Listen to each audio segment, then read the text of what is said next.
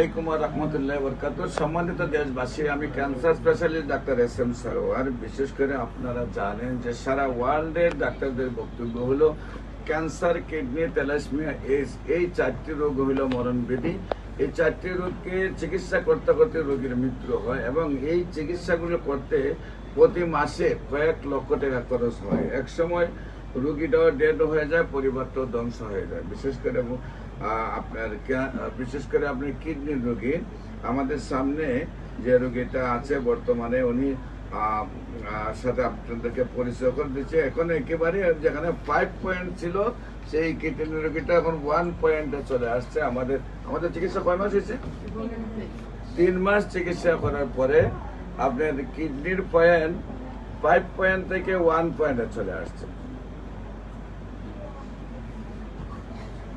আপনারা স্ন্যাপ দিয়ে আরো ওইগুলারে নেবেন, নিয়ে সেটা ভিডিওতে অ্যাড করবেন, সবগুলা স্ন্যাপ দিয়ে অ্যাড করবেন। বিশেষ করে আমি বলবো আপনাদেরকে যে সারা ওয়ার্ল্ডের ডাক্তাররা যেখানে বলে কিডনি রোগী ভালো হয় না, আমরা আল্লাহর অশেষ রহমতে কোনো স্বাস্থ্যভূমিতে যতগুলা কিডনি রোগী আমরা চিকিৎসা করি, সম্পূর্ণ কিডনি রোগীগুলো সুস্থ হয় আর খুব অল্প পয়সার চিকিৎসা হয়। আমরা আপনাদের সাথে পরিচয় করে দিচ্ছি। আপনার নাম?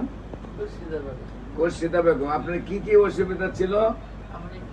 অনেক সমস্যা ছিল ডাক্তার, কিডনির সমস্যা ছিল, আমরা বমি আসতো, খাইতে পারতাম না, শরীর ফুলে গেছিল, শরীর ফুলে না, পাগুলা ফুলে গেছিল, তারপরে শ্বাসকষ্ট হইতো, না শ্বাসকষ্ট, প্রেসার বেড়ে গেছিল, প্রেসার বেড়ে গেছে, শরীরটা খুব বেশি দুর্বল ছিল, আমি একদিকে হাঁটলে আরেকদিকে চলে যেতাম, একদিকে হাঁটলে একদিকে চলে যেতেন।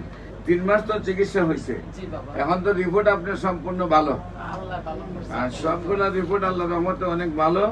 এখন আপনাকে শারীরিক অবস্থা কেমন আছেন? আপনার শারীরিক অবস্থা আল্লাহর রহমতে ভালো আছে। আপনার কি হয়? আপনার আম্মা। আপনার নাম কি? মিসেস রুনা। আপনার এই পিতার নাম? আর আপনার আম্মুর নাম? খুরশিদা বেগম। আপনাদের গ্রাম? নারিন্দা। ও, আপনার ঢাকাইয়া? নারিন্দা, ঢাকাইয়া। তো খাচ্ছি, বিরিয়ানি খাওয়াই দেবো আমরা সবাইকে, নাকি?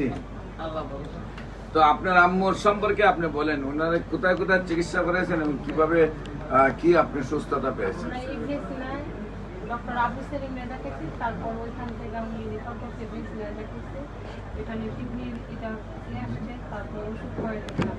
ওরা আমার ভাইয়া জানি কিভাবে যে ঠিকানা জানি না, তখন আমার ভাইয়া আমাদের এখানে পাঠিয়েছে। এখানে পাঠানোর পর সবচেয়ে প্রবলেম ছিল মা আমরা যে খাওয়া দাওয়া করতে পারতো না, কিছুই খাইতে পারতো না, যা খাইতো ভুলি হতো।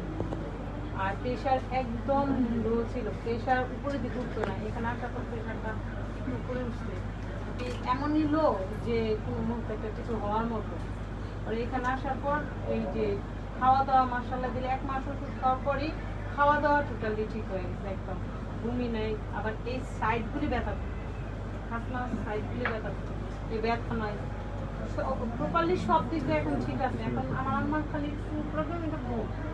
আপনি ইনশাআল্লাহ দিলে ঠিক। আল্লাহর রহমতে নিয়মিত সুস্থ থাকলেও 1 বছর চিকিৎসা করবেন স্থায়ীভাবে সুস্থ হওয়ার জন্য। এখন তো কিডনি পয়েন্ট যেহেতু 1 পয়েন্টে চলে আসছে, তো অ্যালোপ্যাথিক ডাক্তাররা রিপোর্ট দেখলেও না ওনার আর কোনো চিকিৎসা দরকার নাই, উনি ভালো আছে। তো আসলে কিন্তু এই ভালো নয়, আবার 6 মাস পরে দেখা দেবে। বলবেন যখন দেখা যায় তখন দেখা দেবে, অযথা ওষুধ খাওয়ানো যাবে না। কিন্তু মূলত নয়, মূলত হইলো নিয়মিত 1 বছর কোর্স কমপ্লিট করলেই আজীবন ভালো থাকবে। আপনারা ওষুধ রানিং রাখবেন।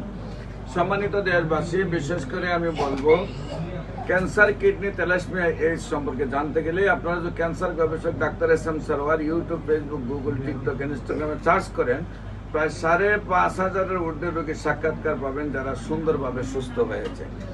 বিশেষ করে আমি বলবো যে আপনারা এই সমস্যা হলে আমাদের গণস্বাস্থ্য হোমিওতে চলে আসবেন।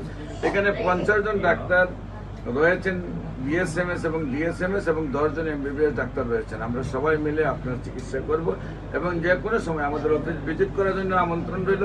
আমার Habiganj bus stand popular general হাসপাতাল, 7 তলা একটা হাসপাতাল রয়েছে, সেইখানে 20 জন ডাক্তার বসেন আমাদের। এবং হবিগঞ্জ ঢাকাতে জাতীয় মসজিদ বাইতুল মুকাররম মেইন গেট আল্লাহু লেখা বরাবর বাইতুল ভিউ লিফটের 10 তলা 11 তলা, সেখানে আমাদের প্রায় 60 জন ডাক্তার বসেন। আপনাদের সবাইকে আমাদের অফিস ভিজিট করার জন্য আমন্ত্রণ জানাচ্ছি এবং যে কোনো প্রয়োজনে স্ক্রিনে দেওয়া নম্বরে যোগাযোগ করার জন্য আহ্বান জানিয়ে শেষ করছি। আসসালামু আলাইকুম ওয়া রাহমাতুল্লাহি ওয়া বারাকাতুহু।